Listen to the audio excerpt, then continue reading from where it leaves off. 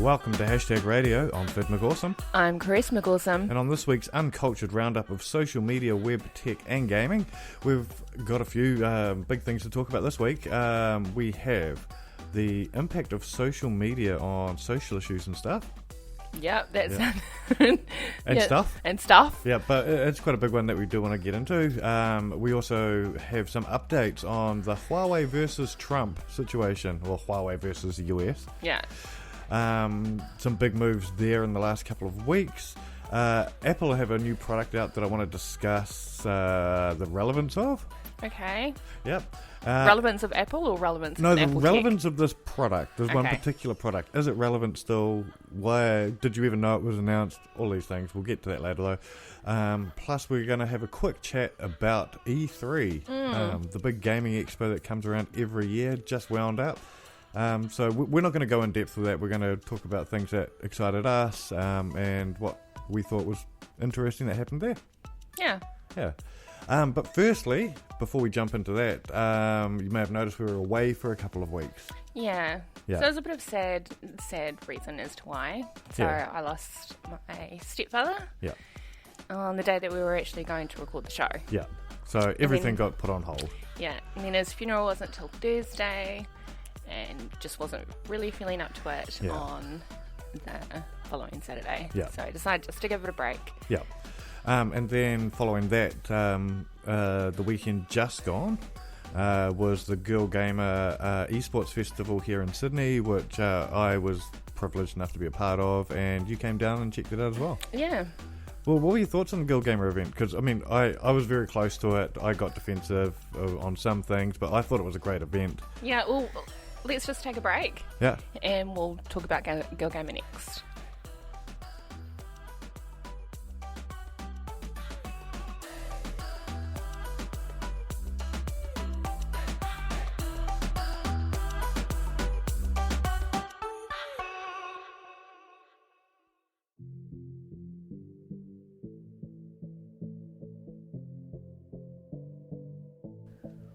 So GIRLGAMER Esports Festival, the proper title, yes, was just held in Sydney. I was privileged to be involved in helping organise and make that happen, along with some other amazing people from the Australian Esports League and the organisers from Portugal, and a whole bunch of people came together to make this amazing thing happen. And what is GIRLGAMER? So, GIRLGAMER, basically it's an esports festival purely focused on women and females, or people that identify as such, in the gaming community. So it consisted of a big CSGO Counter-Strike tournament, which the winners of that get to go through to the finals in Dubai. Yeah, that's pretty cool. That is pretty cool. There was an Overwatch tournament, and there was an open Super Smash Brothers tournament as well. Yes, that was fun. I actually saw that. Yeah, as well as that, watch it. There's some awesome leaders from the gaming community doing talks. Yeah. Or gaming and tech industries doing talks. Yeah, I think like Geek Girl Academy. Yeah, Girl Geek Academy, they were there. Yeah. Kelsey Gambles from Bethesda, a good friend of mine, she was there. She did an amazing talk on community and how to be a fan and how not to be a dick. I actually really liked the Academy talk. She was awesome. Yeah, I can't remember her name off the top of my head. No. But she did do an amazing talk. Yeah. On helping girls and women actually get into the gaming industry, because there's lots of different aspects of gaming. It's not, just straight. It's not like being a Twitch streamer or an esports player or a cosplayer or something like that. It's actually getting behind the scenes. That's where we need more women. Yeah, and that's where she focused a lot of her talking and a lot of the work that they've been doing. Yeah, I think they're in Adelaide. I think they may be based in Adelaide, but they've got hubs here in Sydney and Melbourne and stuff as well. Yeah, but it was an amazing talk, really, really inspiring talk that she did. Oh, totally it was. And surrounding the event as well, there was a whole bunch of booths and things like that happening as well. And it was just awesome seeing the women in the community being held up and highlighted and the spotlight being on them. Yeah. So I'm not going to lie. The freebies. The swag. Yeah. That was definitely the highlight. I walked away with a whole bunch of foundations. Yeah. I know there were some complaints about, because it was benefit makeup. Yeah. And you can buy them at Sephora or Myers here in Australia. I don't know if you can buy it in New Zealand. Or where I assume such. It's probably like Farmers or something. Yeah. But yeah, you can get it from Sephora anyway, online. So I walked away with a whole bunch of foundations, and I loved it. Yeah. Absolutely loved it.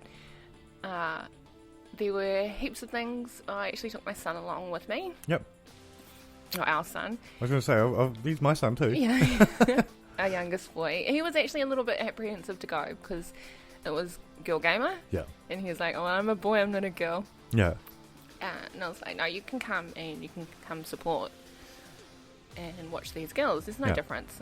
Yeah. So when I told him it was going to be Smash Brothers, he was keen. Yeah. And so we actually watched that, and we may have done some betting between ourselves as to which player was going to walk away in that tournament. Yeah.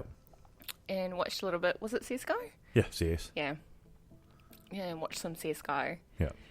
I didn't stay for the finals because we actually needed to get back and pick up the eldest son from the airport. Yeah. But yeah, it was an amazing event. It was awesome to be a part of. I actually really enjoyed it. I saw, before the event even happened, a whole bunch of people complaining about the name. Yeah, so that was a bit contentious. And there were people supportive of the event. They were just not supportive of the name. There was accusations of it infantilizing women. Yeah, I don't really see that. Yeah, I know. And I guess there were people on both their sides of the argument. Yeah, I guess they have a valid argument in there somewhere. I just failed to see what that how that is actually valid. Yeah. I know I got told that being a girl gamer is a negative. Yeah, there is a negative connotation there where they use on toxic Twitch chat and on Twitter and stuff, calling women girl gamers. For someone who's actually not involved in that kind of community, no shit's given. Could not give two flying fucks about the name. Yeah. I thought it was pretty indicative of what was actually going to be there. It was focused at girls. It's focused at women. Yeah. I think it would have been actually really... I would have cringed if they'd called it Women Gaming Festival. Yeah. I mean, it's hard. Naming events is hard. Yeah. If they called it that, I probably just would have cringed inside and gone, oh, no. One of the best arguments I heard for the name was, while everybody on stage is generally a woman, grown woman, have a think about it for the girls who are coming up, 8-year-old girls who are playing video games at home and stuff like that. When it comes to playing on games, being called a girl while playing a shoot-'em-up game is not the worst insult I've had. So I don't really give a shit. Yeah. I don't stop playing a game because somebody calls me a girl. Yeah. I am a girl. I'm a woman. I really don't give two shits as to what you call me. Yeah. As long as you call me by my name. As long as it's not patronising. Yeah. Yeah. And girl gamer is a context thing as well, right? Yeah. So calling someone a girl gamer can be patronising if you're using it in a patronising manner. Yeah, but so can the term woman. Yeah, exactly right. This woman. Yeah. This woman. Yeah, all of a sudden. Or hey, woman.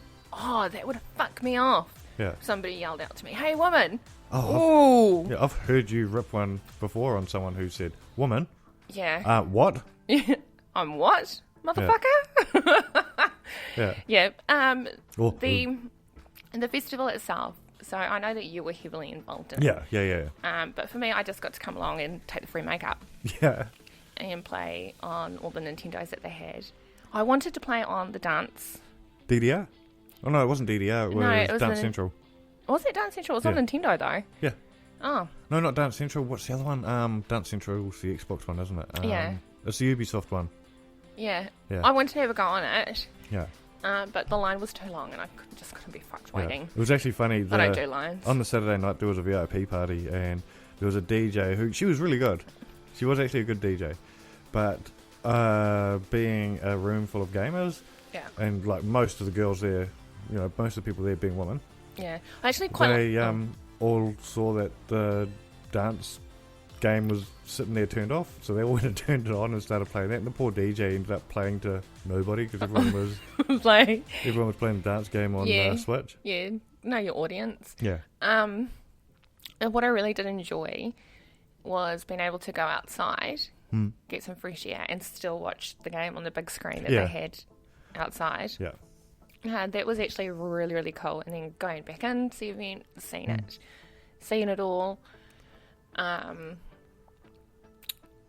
For a first event for an esports. Because putting together esports events are hard. I'm going to have to take your word for it. Yeah. I actually really from a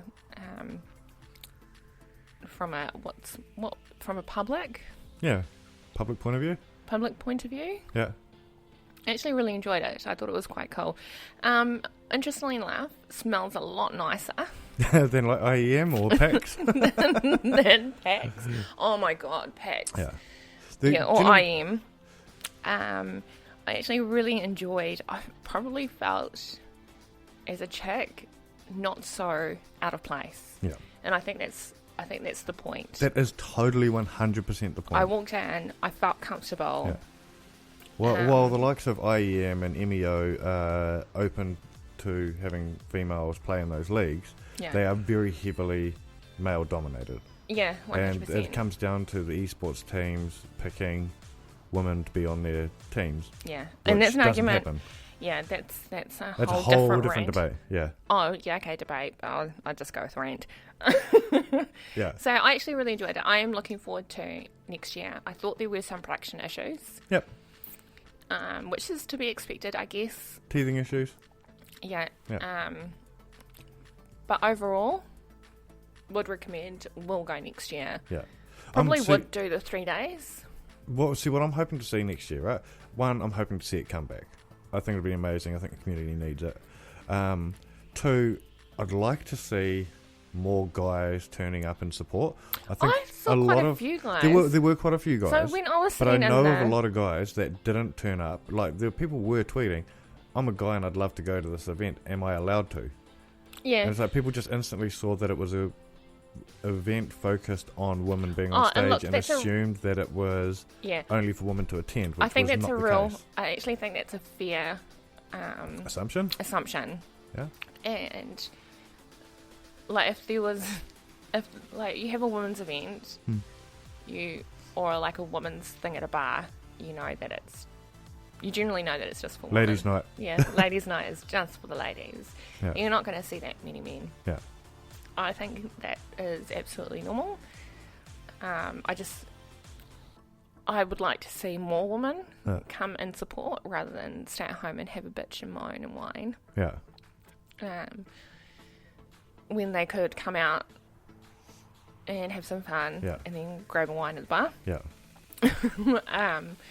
For men, come along. Yeah, come along and support our sisters. Yeah. There's lots of chicks there, just warning you. Yeah. Yeah. What do you need a warning for that? A woman's scary. I suppose to some dudes, women are scary. Yeah, okay, we're talking about gamers, but and their interaction is pretty limited. That's making a very general assumption. Yeah. But yeah, totally awesome. Would recommend. Hopefully it comes back. And if you're listening from a country that is about to have a women's event, I know China's having one, Korea's having one. When is the Dubai I'll find out. I don't know when the Dubai one is. Because I would love to actually watch that. Watching those girls compete. It was fucking amazing. Yeah. I was like, yes, my bitches. Yeah. I don't want to say that because we're at a all-girls event. Yeah. And it's actually funny because every other event I go to, talking about the being careful thing, every other event I go to, I'll see someone I know and I give them a hug and all that sort of thing. Yeah. I was very careful about hugging people at the event because I was like super aware that like I am in the minority as being a man here. I don't want to be seen like taking advantage of hugging people. In general, though, that's how you should be. Oh yeah, generally I am, but I was just even more hyper aware at this event. Yeah. Yeah, so in the end I stopped giving a fuck about what other people thought and just like, yes, bitches, go! Really, really fun. Yeah. Loved it. Will do again. Yeah. Okay, let's move on. Social media impact. Let's get serious.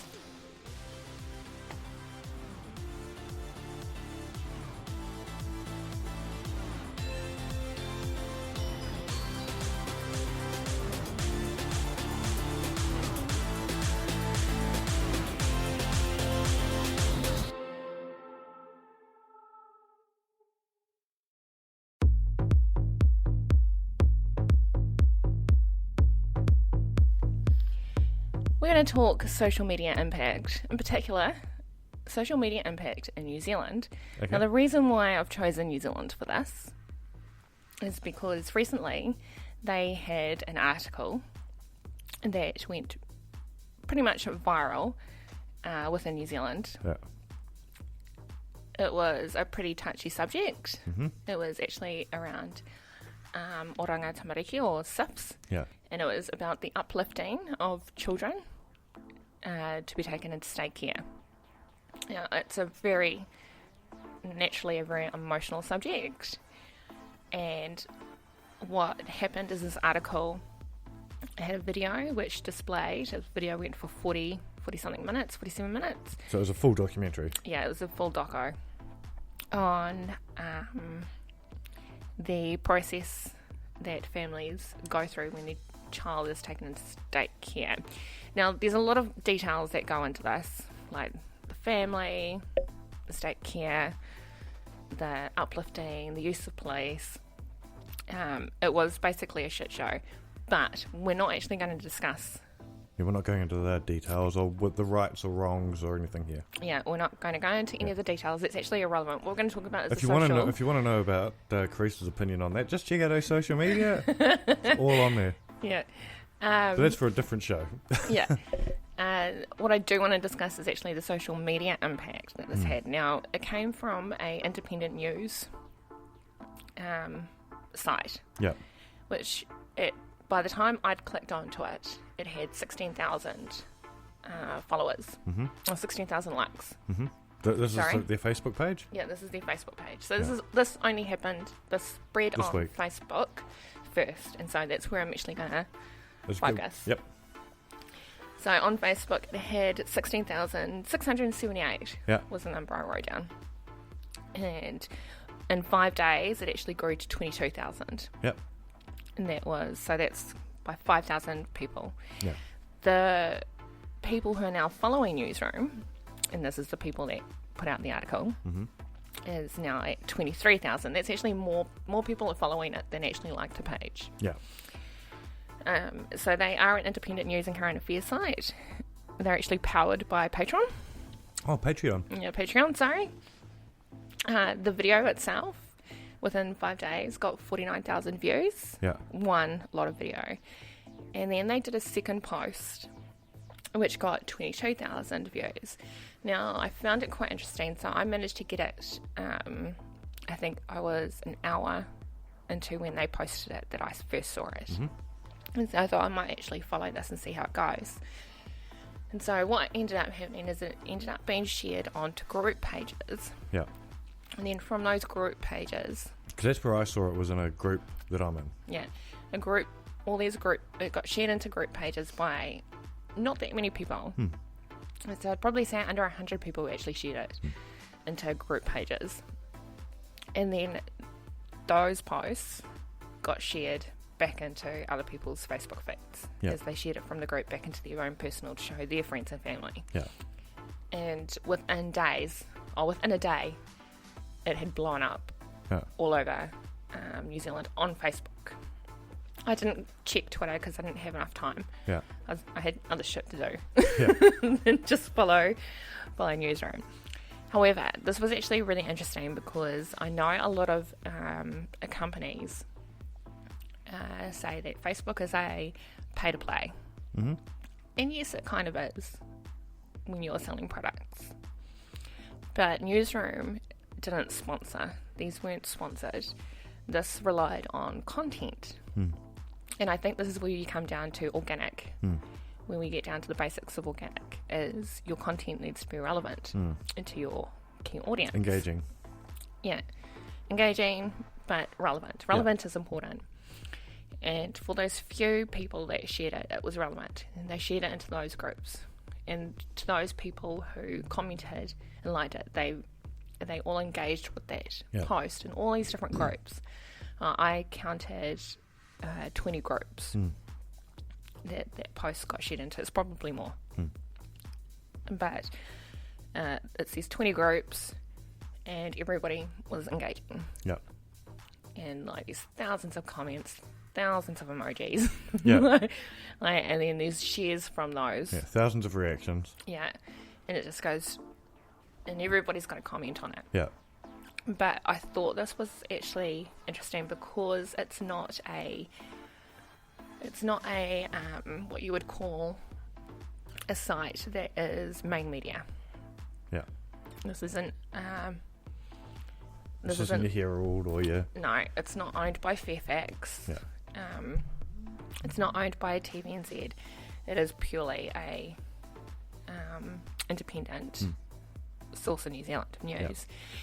Yeah. It's debatable. You can call it left or right. They're pretty critical of both left and right. I guess that's why they pride themselves on being independent. Yeah. And so they've been pretty hard on John Key in the past, and they've been pretty hard on Jacinda Ardern. Yeah. So you couldn't really say that it was a political football, but the content itself is actually quite emotional. And you'll always find, I've always found that content that will make people have an emotion is actually what ends up becoming viral and making an impact. Yeah. It's the same as with, I guess, extreme right, where they have these real hate-filled posts. Yeah. It's still drawing on emotion. It's a different kind of emotion. It's not drawing on logic. It's drawing on emotion. And this piece of content actually is quite emotional. Yeah. And then you think about the logic afterwards, which is generally how content like this gets spread. Yeah. Like this is a social issue, which is actually quite important. And so it was nice to see a piece of content that actually mattered to everybody. And that hopefully will have a positive outcome rather than a negative outcome, and everybody equally being shared no matter what their political status is. But it also, I think, was quite reflective as to how negative, extreme right or extreme left, how those posts end up becoming quite viral on Facebook. Yeah. Because it's getting to that emotional, that emotion that we all feel, unless you're a fucking psychopath. Yeah, so the social media impact of this, have we seen change or a direction of change at least based on the social media outcry from this post? Well, so this is where it gets interesting, and I guess you can use it as another example of what not to do. So there were responses from SIFs, or Oranga Tamariki, that they did publicly through the news. Yeah. And I guess that's more press related than social media. Yeah, but everything that goes out in the press now goes out on social straight away. But as soon as that comes out into social, there's comments and commentary about it. And I don't think they handled that very well. I mean, literally the next day they had put in an injunction or something against Newsroom and trying to legally stop them from trying to pull the video down. Yeah. That was interesting. Which just created more social backlash. Yeah, it created more social backlash. Two, it actually made them look like an idiot, because if there's something illegal, and this is what the judge actually said, if the documentary did something illegal, then you have to go through the police before you come to the courts, not try and skip a process, which is ironic coming from Oranga Tamariki, which is a government organisation which is supposed to be built on process. Yes. Which is part of the whole debate in the first place. Yeah. Is process. So when that didn't work, what they did was they tried. They hired a PR they got started doing a PR blitz, which did not help at all because you started getting this backlash. The point when it comes to when you're having a social media crisis, and we all would have experienced them at some point. Especially people like us who work on the social media side of the world. Varying degrees. Yeah. All right. When you're having a crisis on social media, I think you need to refer back to your crisis management plan. And every company and every business should actually have a crisis management plan as to what the fuck they do when shit goes downhill. And it does need to be thought about. You do need to think about all the worst scenarios because it's social media and those worst scenarios are quite possible. Yeah. But you need to also know how to deal with them. If you don't have a crisis management plan, I would suggest getting one. Otherwise, you face something like what SIFs are currently going through, which is quite obvious that they didn't have a crisis management plan because something happened and they reacted in a way they thought was justified, which just pissed people off. How does somebody go about getting a crisis management plan? So generally, most companies... so large companies, although you'll probably find large companies generally don't have a social media crisis management plan, should actually be built into your communications plan. And so communications teams normally will actually create a crisis management. And it's a process of what they need to do and what gets put out during a crisis, time of crisis. And it gets reviewed, and during a time of crisis, you generally refer back to that. It is quite conservative, and I think conservative is a good thing. For a crisis. For a crisis. To deal with something quite conservatively, you don't need to do anything outlandish or go on the attack or anything like that. Yeah. Just deal with it conservatively like you would if you were dealing with media. Yeah. Which is the whole basis of communications. Crisis plan. Yeah. Social media will work off that. So you're working in that communications process and with your social media plan. For smaller businesses, so if you're like a team of 10 or less. Yeah. All right. Just have a list of things you need to do before you put anything out on social media. Yeah. And this is basically to stop you from becoming emotional. Yeah. Because when you start getting emotional, and it is quite easy because it is a crisis, everybody's emotions are high, including your own. And so you need to create buffers to stop yourself from fucking it up. Yeah. Have been there myself. Yeah. And stop from making knee-jerk reactions because you don't want to come into this just reacting. You need the whole point of a plan is to come in and execute actions to lessen the blow. You're still going to feel the full force of the blow. You're probably not going to change everybody's opinion, but there are some key things like just being clear, just communicating, and just being honest. You don't have to tell everybody everything. It's not really their fucking business to know everything, but you do need to be clear. You do need to stop yourself from reacting and emotionally reacting. And so it's that kind of plan, real basic, real simple, only need 5 steps if it's just you or if you're in a small group of 10 to stop you all from reacting. Even if one of those steps is stay off social media for 2 hours. Next step, what are people saying? Find out what they're saying. So that's going to give you 3 hours of social media. And then how should we do this where it doesn't put the company, it doesn't make the company liable for anything. Yeah. And then craft your response if it even requires a response. Yeah. So I think there's also that. There's know when to shut up as well. Yeah. Know when to shut the fuck up. Yeah. And know when just to let things run their course. Another one is probably getting somebody to review what you've written. If it's just you, get someone else get someone like a friend, not a family member, because family members can be real emotional about it as well. They don't like to see you hurt. Yeah. Get a friend who you would say is your most level-headed. Yeah. Someone who'll tell you no. Yeah. Get someone who has the balls to say to you no. Find that friend and get them to read it. And then take. So by then you'll probably have 5 hours off. You should be calm. You should be collected by then. Well, you won't be calm and collected. You'll probably be a little bit... Still be a bit strung out. Yeah, you'll be strung out, but you'll be feeling like you've got shit together. Yeah.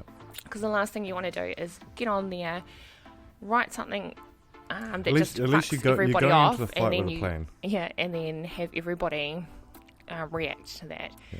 This way, at least you know exactly what you said. You've got a plan in place. Yeah. And that's the whole point of a social media crisis plan, management plan. But yeah, social media impact in New Zealand. Interesting. Yeah, it's been a really interesting week. Yeah. And I'm quite interested to see how this continues to play out. Yeah. Yeah, if you have any interesting stories about how you've seen social media impact, the real world of social impact, flick us a tweet at #RadioNZ, or you can tweet... Send me the funny ones. Yeah. I actually really like the ones where they've been smartasses. Yeah. Or you can tweet us at FidMcAwesome for myself, or at Carice McAwesome on Twitter as well. Yeah. Okay, let's talk Huawei. politics.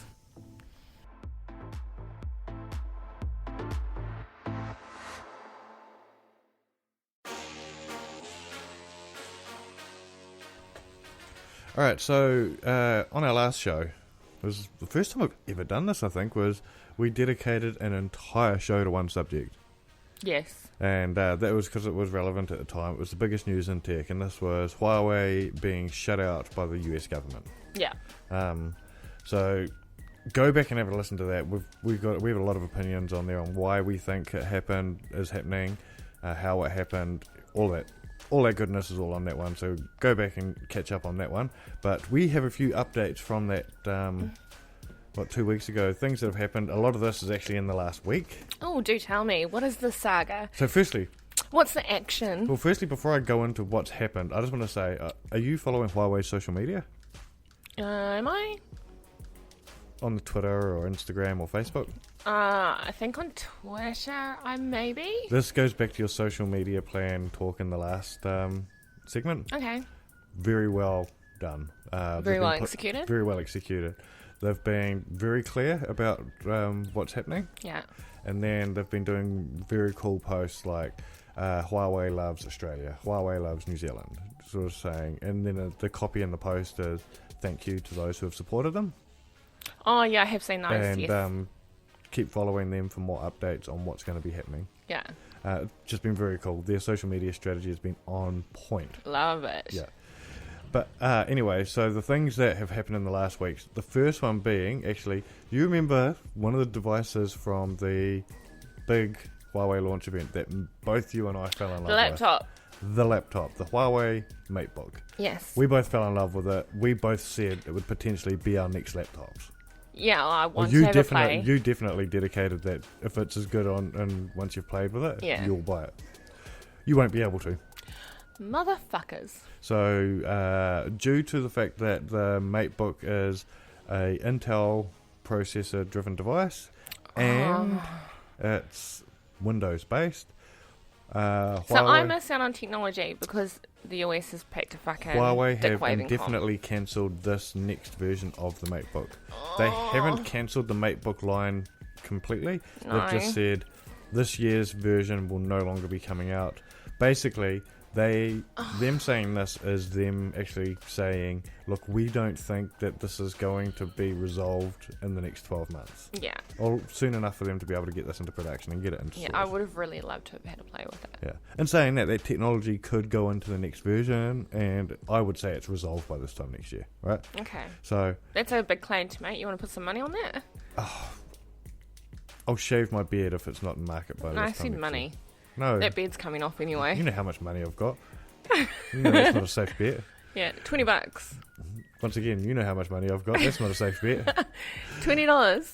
Okay, so $20. We're going to put $20 on it in the mate books and market next year. Yeah, well, you are. Oh, I will make that bet. Yeah, you're laying down that cash. Yeah, I will lay down that cash. But yeah, so that's been cancelled. It's the first product that has directly been impacted by this. Yeah.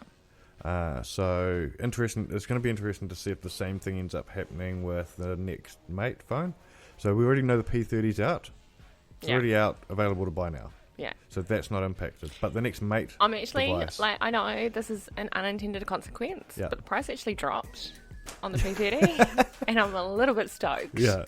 Well, especially if they resolve this, because it means that you're going to get yourself a cheap, amazing cheap phone. Yeah, that still gets all the Google updates. And it'll still get the Google updates because they've resolved the issues. Yeah. Which, going on to the next point, Google have actually been standing up for Huawei.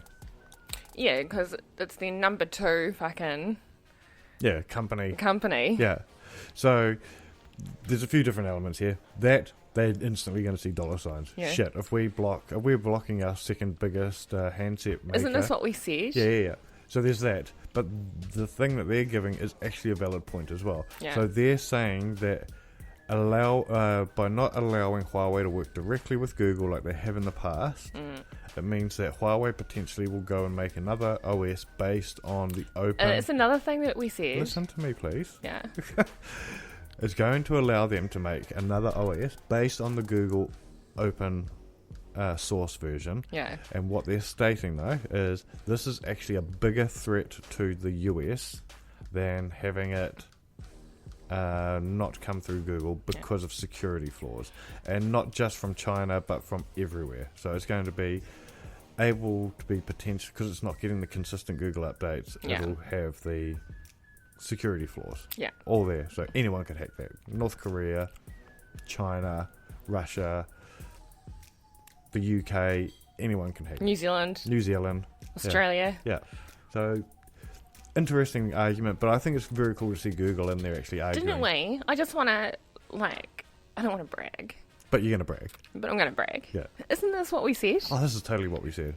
Did they just listen to our show and go, fuck, that's a really good argument? We're going to make that argument. Oh, well, I don't think they listen to the show, but... But the other thing is, well, actually, if you are from one of those tech companies... Great minds think alike. To that show, flick us a sneaky DM just so we know. No. I'm just going to go with great minds think alike. Yeah.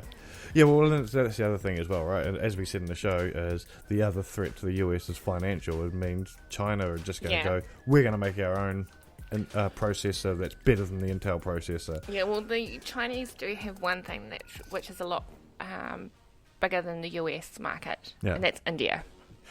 And that's a big threat to China as well. Well, no, India is a big threat to the US. Yeah. The US is trying to get into India. Yeah. That's why they've been setting up all these factories there. China was already in there. They already have an agreement. Yeah. And China already dominates a lot of those. Well, Apple are looking Indian. at moving to India for the iPhone production.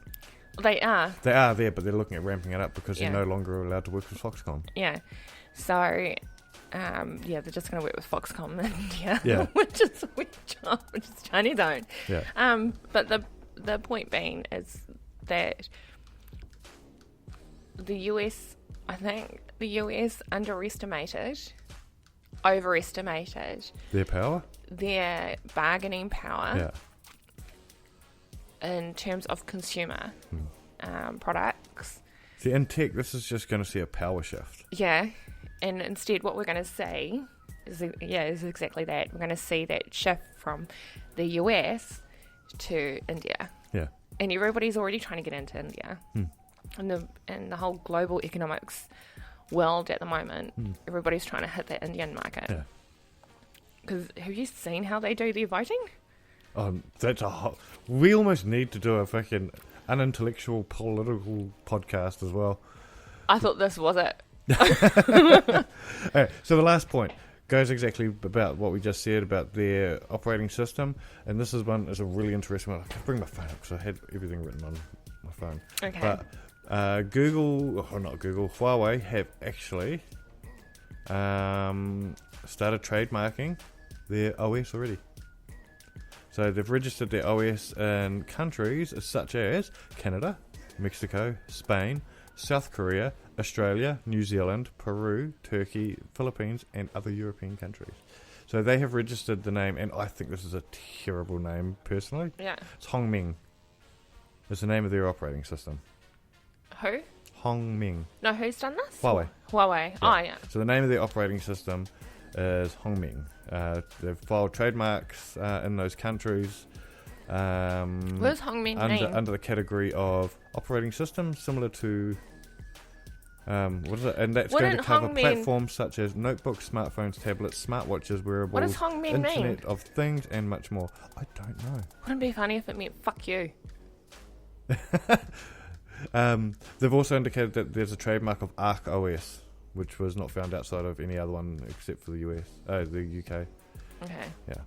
Arc sounds cool. So there's screenshots already of Hongmeng's user interface out there. I haven't seen them myself yet, but apparently they look very similar to Huawei's EMUI interface, which is what our phones are all running on. Those who have Huawei, it's already running on the EMUI launcher on Android. Yeah. Yeah. So Huawei are making moves. People are making moves on behalf of Huawei, and we still haven't seen much of a shift politically. Although apparently, I don't follow the politics. Well, the one shift politically is they are in discussions for a resolution, and that's all we know. Yeah. Nothing's come out of. You're those either going to get it back discussions yet. down, and Huawei are going to Be fine. Yeah. Or the US don't, and no deal's done. And then and Huawei will turn around to the Huawei US and will say, just make their Hongmeng. own. Yeah. Well, yeah. Oh shit. Yeah. All right, let's stop there. Yep, and I've got some Apple stuff to talk about. Yeah. This is odd.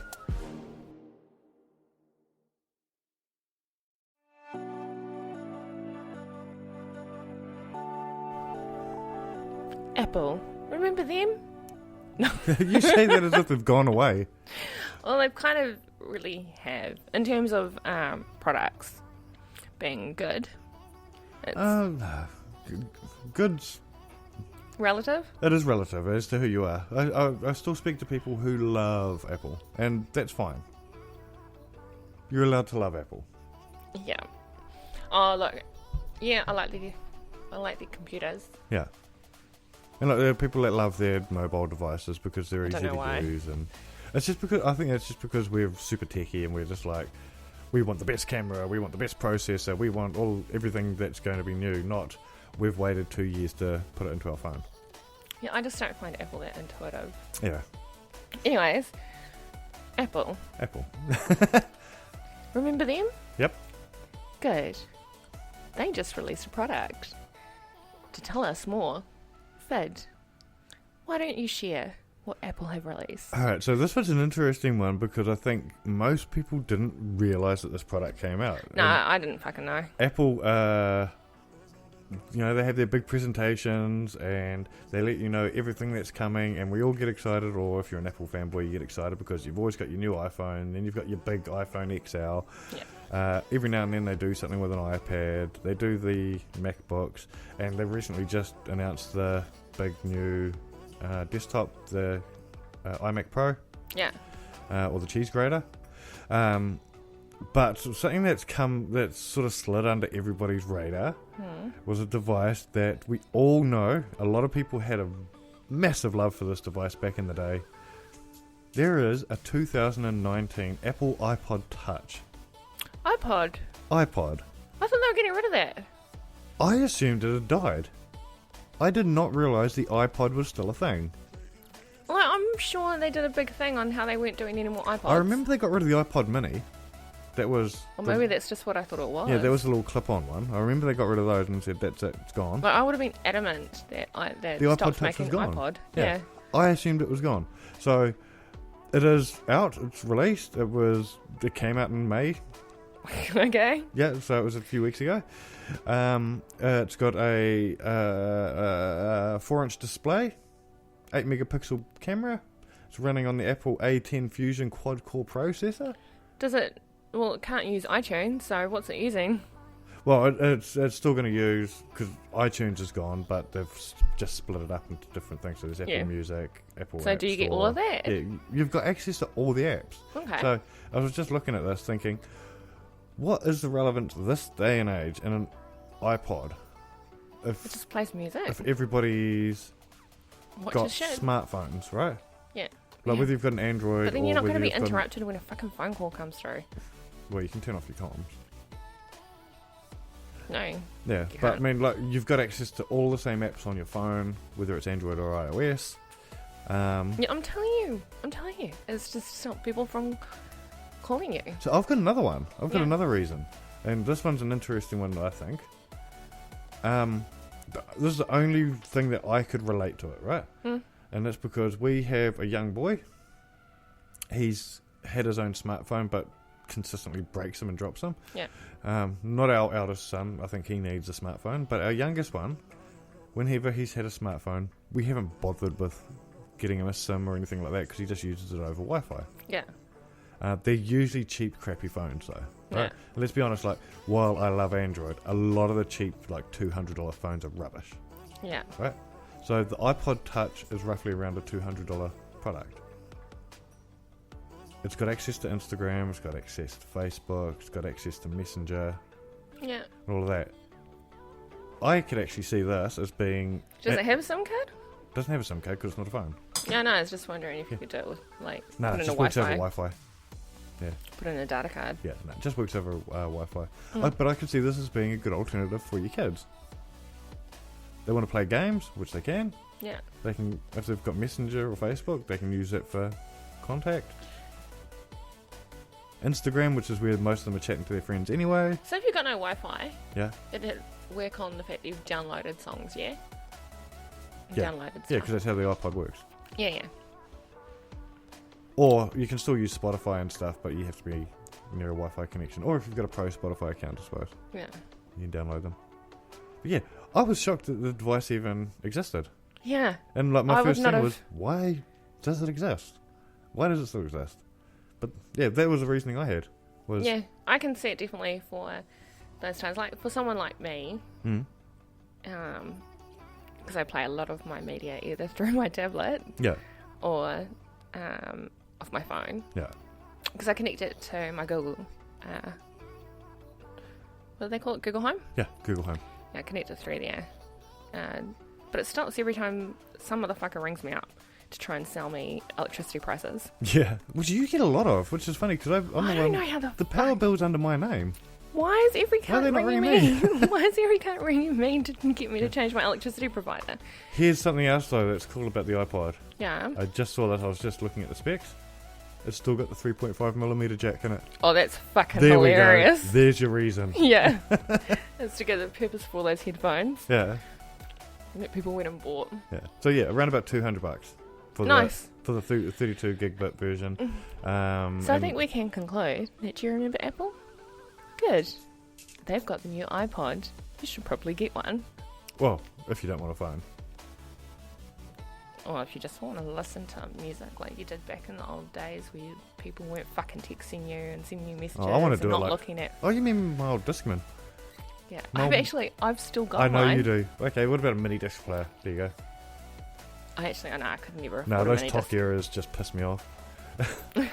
Alright, let's talk about some gaming. Alright.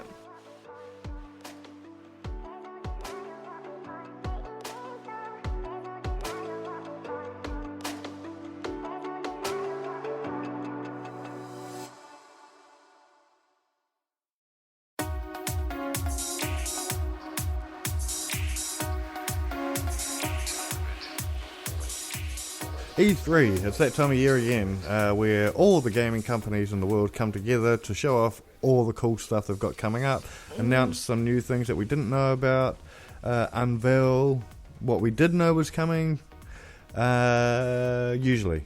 Yeah. I think this is the first E3 where I didn't actually watch anything. Well, I was just about to say, though, I said all companies, usually. Yeah, I actually had on YouTube all of the live scheduled. Yeah, And so all the alerts came through and I just looked at it and went, I can't be fucked. can't be bothered.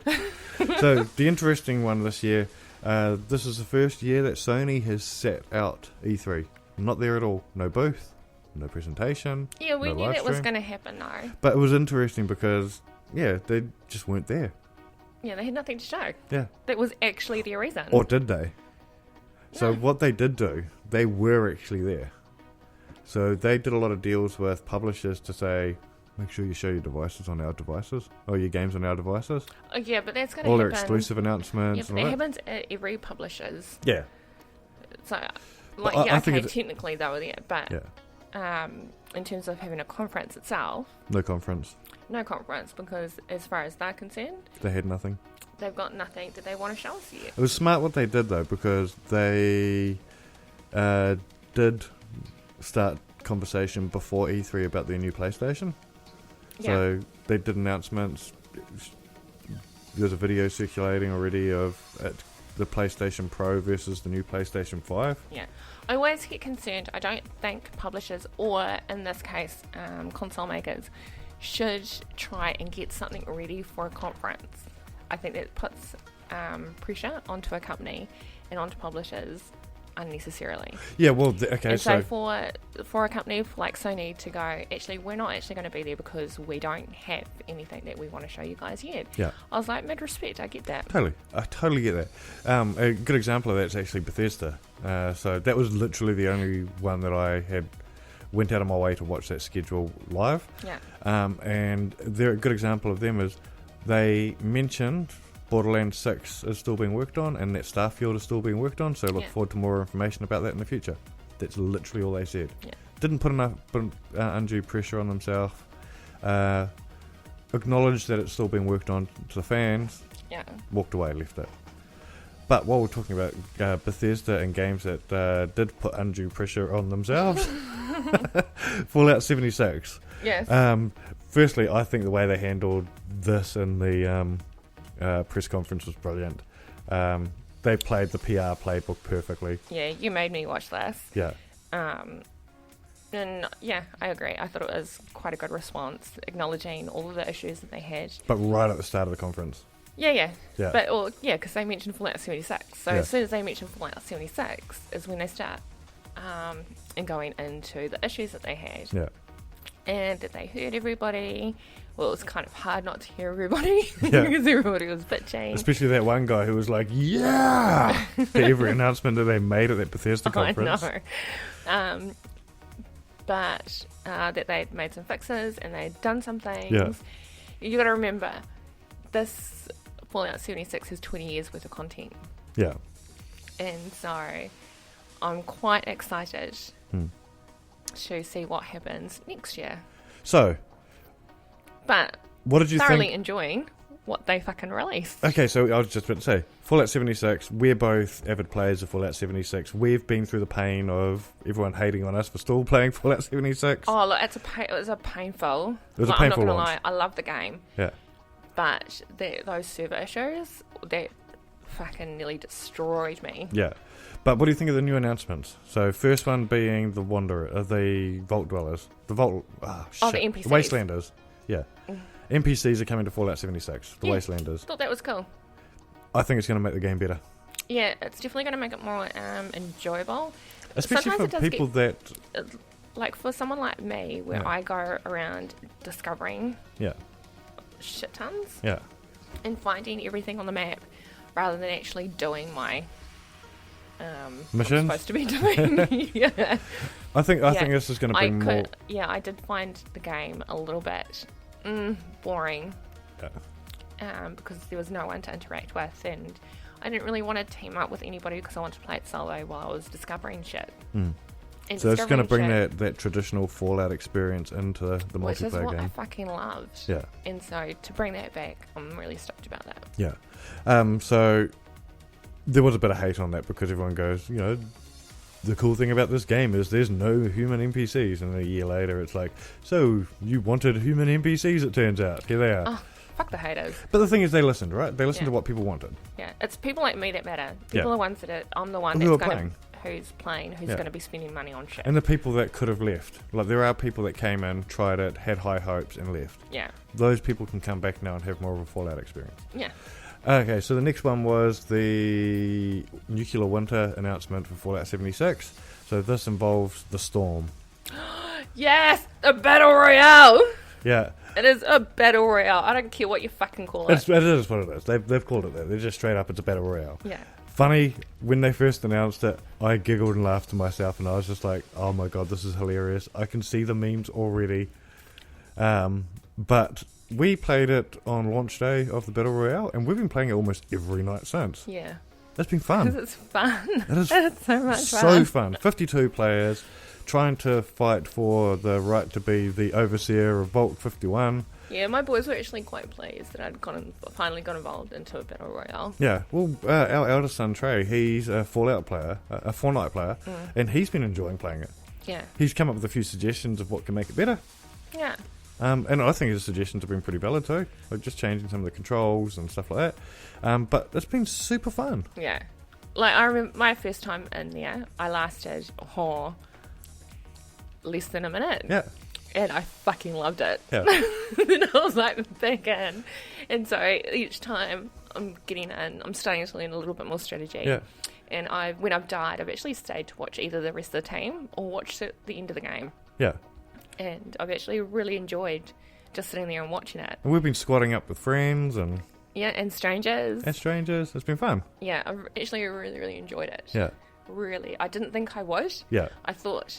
I remember when you did the April Fools. And Yeah, well, mentioned, I did the April Fools about you Fallout. mentioned it, and I actually remember saying back then, I thought it would be the fucking most dumbest thing. That's why I wrote that article, though, for April Fools, is because I thought it would be the dumbest thing for Bethesda to announce. Yeah, but I'm actually going to have to swallow those words That's and fine. go, yeah, it still is the dumbest thing, but it's fucking fun. Yeah.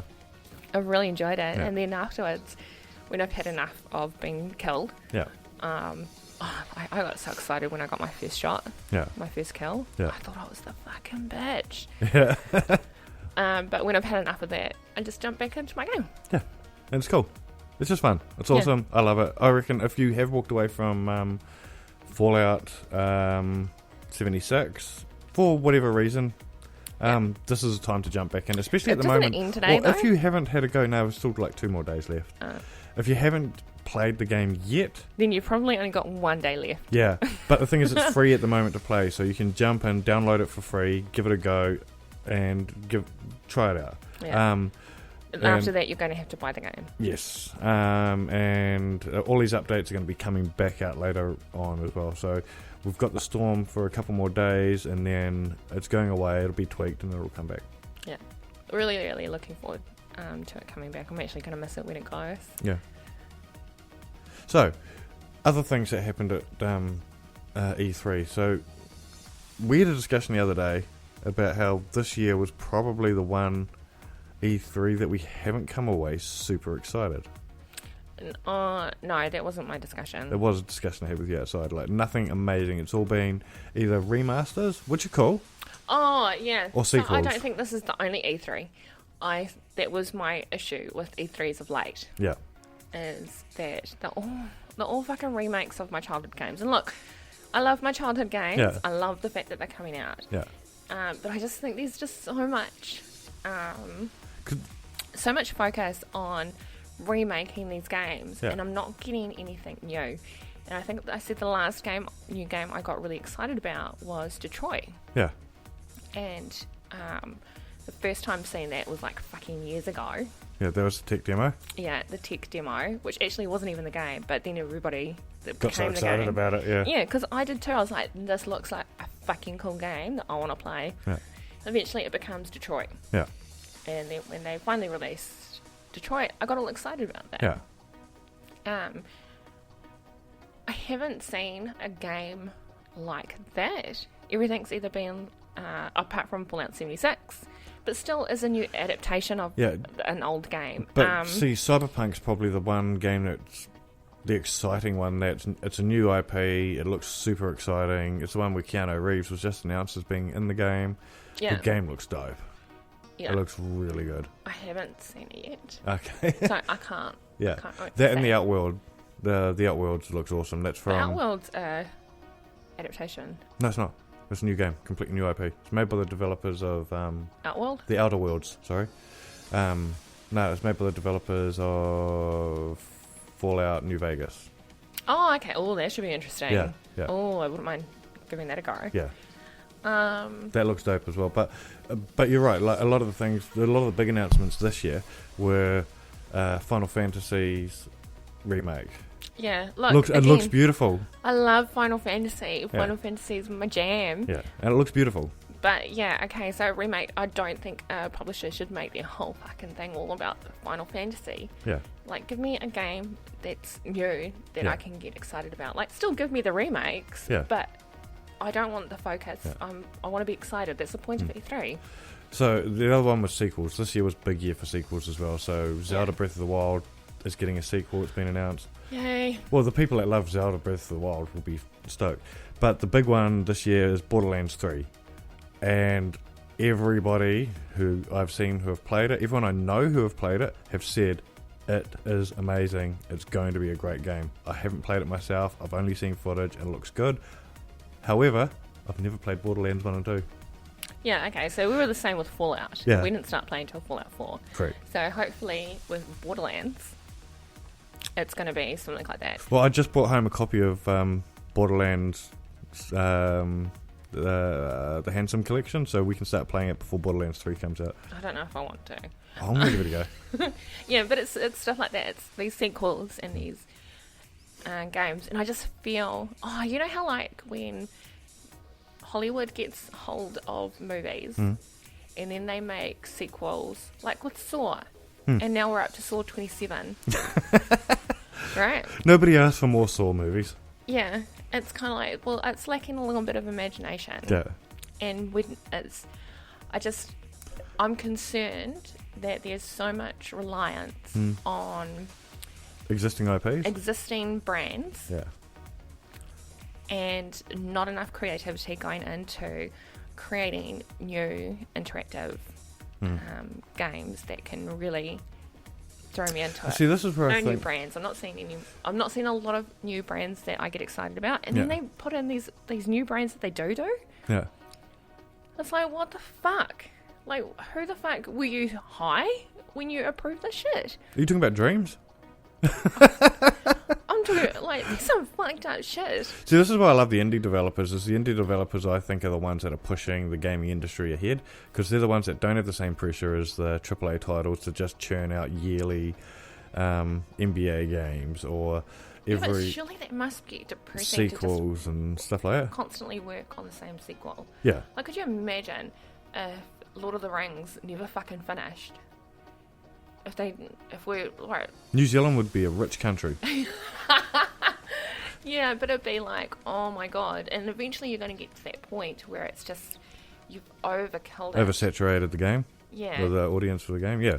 Yeah, and I think that's where... Like, know when to say stop. Yeah, this is where games like Assassin's Creed, where they release a new Assassin's Creed every single year, and Ubisoft have actually now said they're going to pull back on how often they release these games. Yeah, like this is in Call of Duty. Call of Duty's exactly the same. Yeah, like after this, there is never going to be another Fallout 76 or another Fallout. That's it. Fallout 76 has 20 years worth of content. Oh, there'll be a new Fallout. They're not. No, they won't.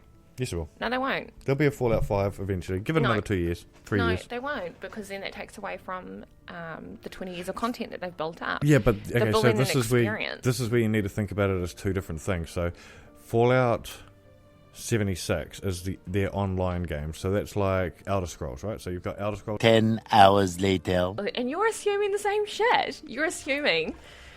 I think my assumption is better than your assumption. Has the my opinion's better than yours. 24 hours later. Bullshit. Didn't at all. Bullshit. I call bullshit on it. Right. And then you've got the other example, and the other example I gave you. 100% call bullshit. 3 days later. Resident Evil. We played that. We were going to buy the Spyro remake, but we never did. Yeah, we never bought the Spyro one. I haven't finished the remake of... I think that's my thing. It's not that I haven't bought one, it's I've never finished the remakes. Yeah.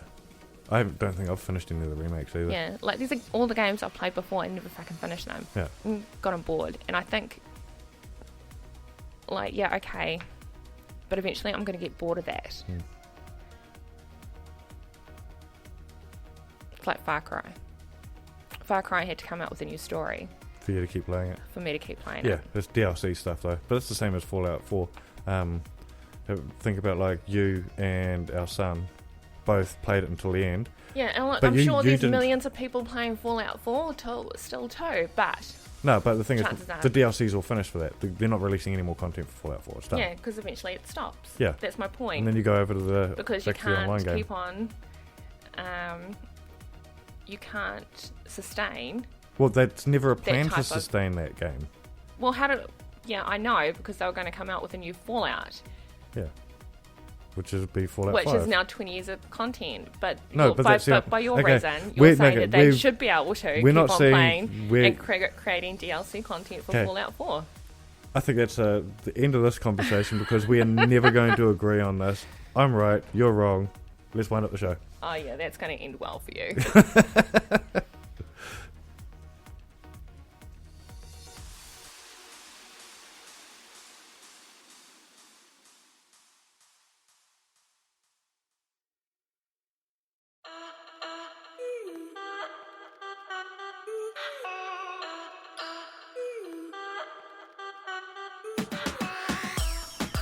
And that brings us to the end of our show. Yeah, big show this week. We got serious a few times in there, whether it was socially serious or getting seriously passionate about our opinions on video games. On business. On business, yeah. But you're all about, no, it's because lots of people play it. Yeah, well, I'm talking about the business. No, we're not going to start again. We're not going to start. Let us know what you think about anything we talked about on the show, whether it is the social media stuff. What's your opinion on Huawei? And what's going on there with the US? What's your opinion on what did you like most from E3? Let us know. You can tweet us at #RadioNZ, or you can find us on Facebook. Just Google search or just search on Facebook for #me, and you'll find our page there. And if you want to follow either me or Carice, you can follow us on Twitter at FidMcAwesome. Chris McAwesome.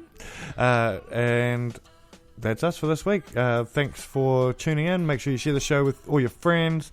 Give us a rating on whatever platform you're listening to the show. It really helps us get the show out to more people. And that's us. Ka kite.